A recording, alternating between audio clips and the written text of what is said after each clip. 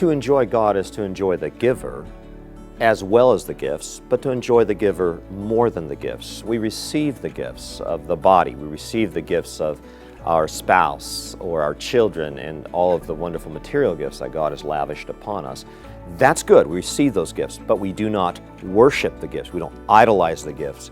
We appreciate the giver. We worship the giver more than or in place of enjoying the gifts or to the ultimate degree. So I'll give an example of this. A father gives a bike to his son on Christmas Day. Several days later, he walks into his son's room and sees his son kneeling before the bike, which has been put up on the wall, and he's worshiping his bike. Obviously ridiculous. We don't want our sons worshiping the gift, but the father would be rather upset by that, because the idea is that the son be grateful for the gift and the relationship with the father be improved because of the son's gratefulness to the father for the giving of the gift. So he appreciates the gift. He uses the gift. He rides his bike around the neighborhood. He delivers newspapers on the bicycle, and then he responds to the father in gratefulness. So that's what God wants for us.